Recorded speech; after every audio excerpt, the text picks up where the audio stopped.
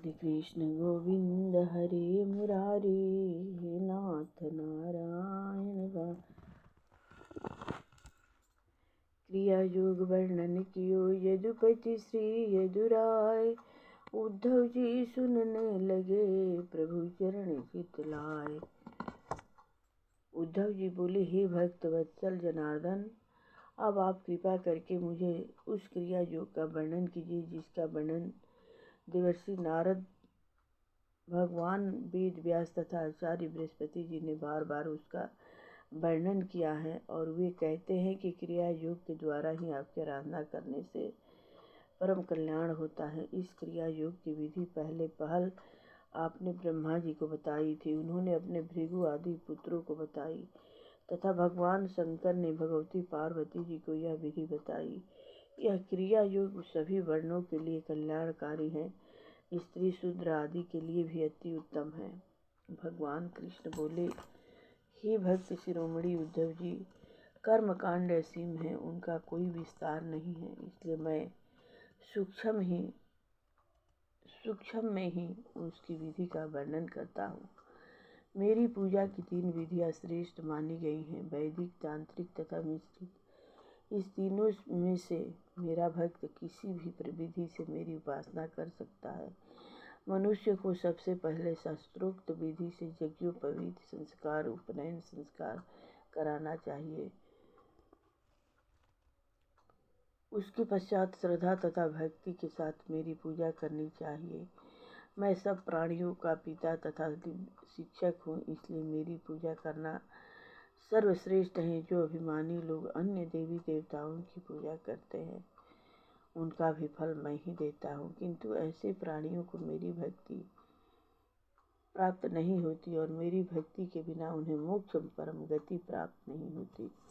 इसलिए मेरी भक्ति करना ही सर्वोत्तम है। उसकी विधि मैं तुम्हें बतलाता हूँ। मेरी पूजा में सबसे मुख्य बात यह है कि उसमें कपट तथा श्रद्धा नहीं होनी चाहिए। मेरी पूजा मूर्ति के द्वारा करें, चाहे मिट्टी की वेदी बनाकर करे, जल में या हृदय में करे, अग्नि में, सूर्य में, चाहे जिस प्रकार करे, किंतु होनी चाहिए प्रेम भक्ति भावना के साथ।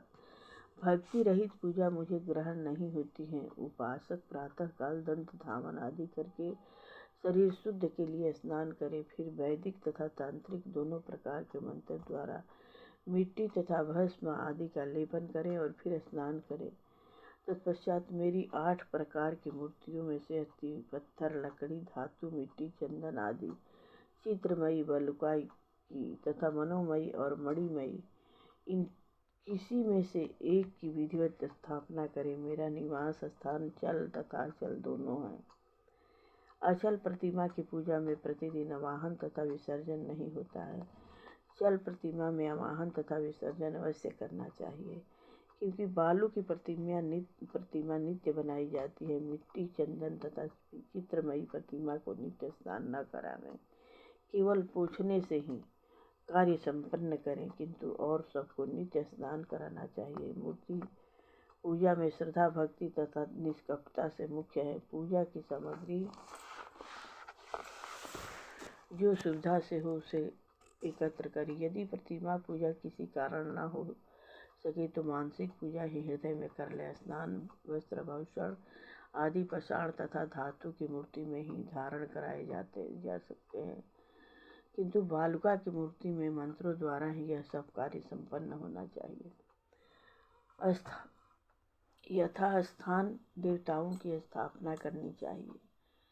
अग्नि की पूजा करने के लिए घृत खंड मिश्रित हवन सामग्री से आहुति देनी चाहिए। सूर्य के द्वारा यदि मेरी पूजा की जाती है तो अर्घ्यपान तथा उपस्थान आदि विधियों से मेरी पूजा करनी चाहिए और जल में तर्पण द्वारा मेरी पूजा करनी चाहिए। साधक को उत्तर की ओर तथा पूर्व की ओर कुशा के आगे के भाग को करके उन्हें बिछाना चाहिए। तत्पश्चात पूर्व की ओर या उत्तर की ओर मुँह करके कुशों के आसन पर बैठना चाहिए। पूजा आरंभ करने से पहले अंग न्यास तथा करन्यास करें। फिर मूर्ति पर जो माला, वस्त्र आदि पहले चढ़े हुए हैं उनको हटावें। मूर्ति को स्नान करावें। उस स्नान के जल से अपने शरीर को पवित्र करें। फिर उन्हें गायत्री के प्रथम चरण द्वारा पान अर्पण करें। गायत्री के दूसरे चरण द्वारा अर्घ्य प्रदान करें। गायत्री के तृतीय चरण के द्वारा आचमन प्रदान करें। पान पात्र में समा के दाने, दूब, कमल, चंदन, तुलसी आदि डालें।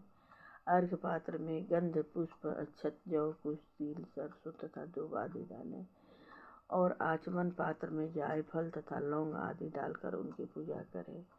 इसके बाद पूरी गायत्री से उन तीनों को अभिमंत्रित करके हृदय में उनका ध्यान करें। ओंकार से आकार, उकार, मकार, बिंदु तथा नाद, इन 5 कलाओं के अंत में जीव कला के ध्यान करें। जब शरीर में 5 कलाएं जीव कला सहित भर जावे तथा तन्मन्य होकर मेरा ध्यान करें। मेरे आसन में धर्म, ज्ञान, वैराग्य तथा ऐश्वर्य, इन 4 पदार्थों का ध्यान करें। अधर्म, अज्ञान, वैराग्य तथा 4 दिशाओं में दंडे हैं। सत्व, रज, तम 3 पटरे की बनी चौकी हैं। उस पर ज्ञान, क्रिया, पन्ही, योग, सत्य, ईशान, विमला, उत्कर्षणी तथा अनुग्रह, ये 9 शक्तियाँ विराजमान रहती हैं। उस चौकी पर अष्टदल कमल खिला हुआ प्रकाशमान है। उस पर अष्टभुजा धारण किए हुए मैं खड़ा हुआ हूँ। इस ध्यान से मेरी पूजा करें।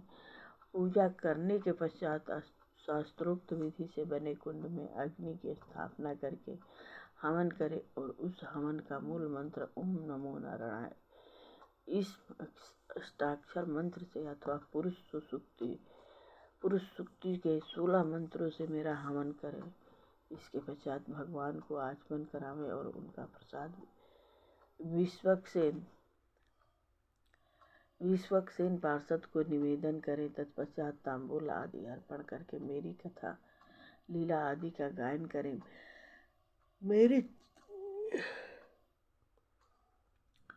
चरणों में दंड प्रणाम करें और मेरी प्रार्थना आदि करें। यदि विसर्जन करना हो तो इस भांति मेरा विसर्जन करें कि प्रतिमा में से एक ज्योति निकलकर मेरे हृदय में समा गई है। हे प्यारे उद्धव, मैं सर्वशक्तिमान तथा सर्वत्र विराजमान रहता हूँ।